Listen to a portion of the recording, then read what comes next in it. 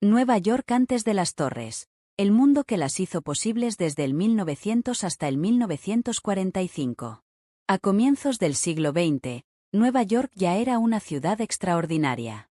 Millones de inmigrantes llegaban desde Europa, y Manhattan crecía verticalmente por pura necesidad. El skyline se convirtió en una expresión directa de poder económico y modernidad. Después de la Segunda Guerra Mundial, Estados Unidos emergió como la principal potencia mundial. Sin embargo, había una paradoja. Aunque Nueva York era el centro financiero del planeta, no existía un lugar físico que simbolizara el comercio global. Londres había perdido influencia, y el mundo buscaba un nuevo centro económico. Es en este contexto donde surge la idea de crear un gran complejo que reuniera a empresas internacionales bajo un mismo techo, el futuro World Trade Center. El proyecto político y económico desde el 1946 al 1965. El impulso principal vino de la Port Authority of New York and New Jersey, una entidad pública con enormes recursos y autonomía. La propuesta tenía varios objetivos. Revitalizar el sur de Manhattan, que estaba en decadencia. Consolidar el liderazgo económico de E.U. Crear un símbolo visible del comercio internacional. Competir con los grandes rascacielos del Midtown. Pero el proyecto no fue bien recibido por todos. Para construir el complejo fue necesario demoler Radio Row, un barrio lleno de pequeñas tiendas familiares de electrónica. Cientos de comerciantes perdieron sus negocios, generando protestas y demandas legales. Desde el principio, las Torres Gemelas estuvieron ligadas al conflicto entre progreso y desplazamiento. El diseño, una apuesta radical desde el 1965 al 1966. El arquitecto elegido fue Minoru Yamasaki, un hombre con una visión muy distinta al típico rascacielos agresivo y dominante. Yamasaki sufría vértigo. Creía que la arquitectura debía transmitir serenidad. Buscaba elegancia, no brutalidad. Su diseño fue revolucionario. 2 torres idénticas, no una sola. Fachadas de acero con columnas muy juntas. Ventanas estrechas, casi como rendijas. Una plaza central pensada como espacio público. Muchos críticos odiaron el diseño.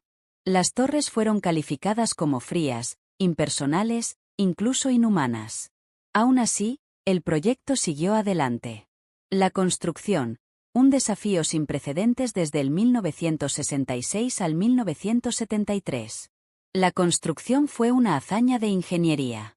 Se excavó hasta el lecho rocoso de Manhattan. Se creó una bañera de contención para evitar que el río Hudson inundara el sitio. Se emplearon más de 200.000 toneladas de acero. Trabajaron miles de obreros, muchos de ellos inmigrantes. Las torres crecían a un ritmo vertiginoso, un piso cada pocos días. En 1970, la Torre Norte se convirtió en el edificio más alto del mundo. Poco después, la Torre Sur completó el conjunto. En 1973, las Torres Gemelas se inauguraron oficialmente. Medían. Torre Norte, 417 metros. Torre Sur, 415 metros. Ambas con 110 pisos. La vida dentro de las torres desde el 1973 al 1990. Durante casi 30 años, las Torres Gemelas fueron una ciudad vertical.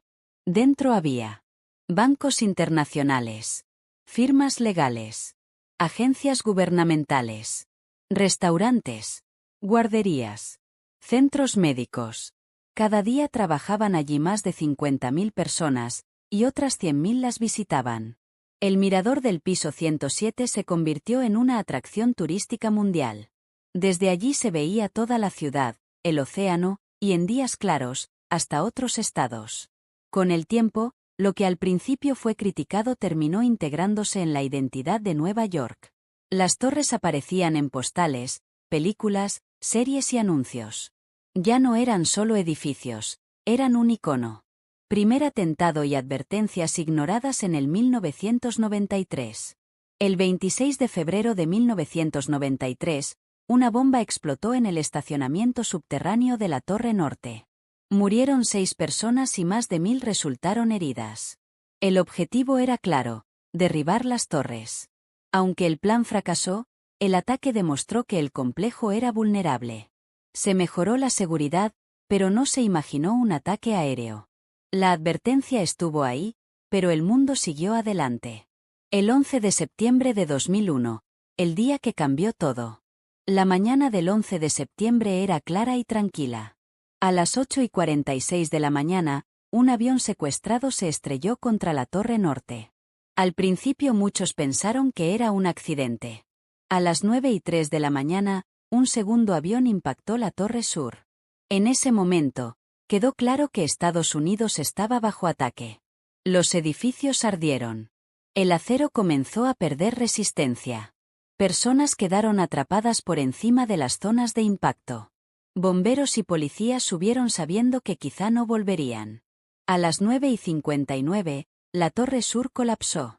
A las 10:28, cayó la Torre Norte. Murieron casi 3.000 personas. Ground Zero, ruinas, duelo y silencio desde el 2001 hasta 2002. El lugar pasó a llamarse Ground Zero. Durante meses. Se buscaron sobrevivientes. Se recuperaron restos humanos. Se limpiaron toneladas de escombros. La ciudad estaba traumatizada. El mundo entero observaba. Las Torres Gemelas ya no existían, pero su ausencia era aún más poderosa que su presencia. Reconstrucción y memoria desde el 2003 al presente. Tras años de debates, se decidió reconstruir el sitio, pero con un enfoque distinto. No solo comercio. También memoria y respeto. Se construyó el One World Trade Center, más alto que las torres originales, como símbolo de resiliencia. En el centro del complejo se levantó el memorial. 2 enormes fuentes en los cimientos originales. Los nombres de todas las víctimas grabados. Un espacio de silencio en medio de la ciudad. El significado final de las Torres Gemelas. Las Torres Gemelas fueron un sueño de posguerra. Un experimento arquitectónico. Un símbolo de poder económico. Un objetivo del odio. Y finalmente, un recuerdo imborrable. Su historia no es solo la de 2 edificios, sino la de un siglo entero, con sus ambiciones, contradicciones y tragedias.